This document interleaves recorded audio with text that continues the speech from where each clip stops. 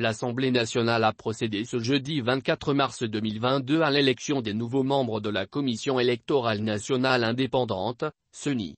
Avec 7 commissaires, UNIR, le parti présidentiel, a la part du lion. Pas seulement. Elle peut également compter sur ses amis, les buveurs de lait, une société civile fortement colorée en bleu et une administration entièrement acquise. La portion congrue est réservée à l'opposition, citant et qu'on peut l'appeler ainsi, opposition lire aussi élections régionales, la date des scrutins désormais connue. Le hic dans tout ça est que personne ne dit rien. Du moins les participationnistes. Ceux qui veulent prendre part au prochain marché de dupes pompeusement baptisé élections régionales. Ils attendent la prochaine déculottée pour crier qu'on les a volés. Pour l'instant ce qui les préoccupe, ce sont les avantages afférents à leur nouvelle mission. Les élections. Quand on en parle au Togo, les yeux des responsables politiques brillent, comme aime le dire un responsable politique togolais, car ils savent ce qu'ils gagnent en participant à ce marchandage électoral. Avec cette CENI fortement déséquilibrée, même si Jésus-Christ participait au scrutin, il ne verra que du feu. Il sera battu de plâtre couture par UNIR, le seul qui gagne d'ailleurs toutes les élections dans ce pays depuis la surprise de 1998 et la parenthèse de 1994.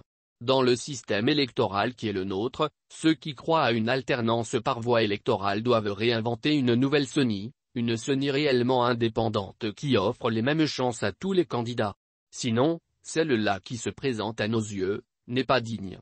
Elle n'est non plus crédible. Le dire, ce n'est pas faire offense à qui que ce soit.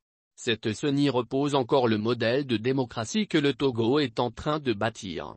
Ce modèle peut-il subsister au temps et aux défis? Quel est ce pays démocratique dans lequel depuis plus de 3 décennies toutes les institutions de la République sont dans les mains d'une seule sensibilité? Sont contrôlées par une seule sensibilité? Quelle est la valeur de nos institutions avec des réformes bâclées?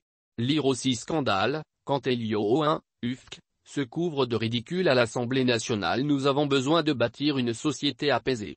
Comme en Afrique du Sud, Frédéric de Klerk a courageusement pris la décision de se mettre à dos son propre camp en tournant la page de plus 4 siècles de domination blanche. UNIR a besoin d'un courageux en son sein pour remettre le Togo sur le chemin de la vraie démocratie et de la paix véritable.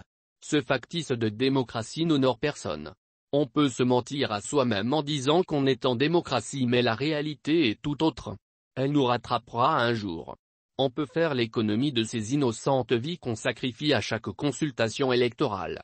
Pour cela, il faut tourner cette page sombre d'élections violence dialogue. Pour que le prochain scrutin ne débouche sur ces violences, il appartient à UNIR, puisque c'est elle qui est aux affaires de montrer la voie. Ceci passe aussi par une CENI équilibrée ou à défaut confiée en signe d'ouverture, la présidence de cette institution à l'opposition. Est-ce trop demandé?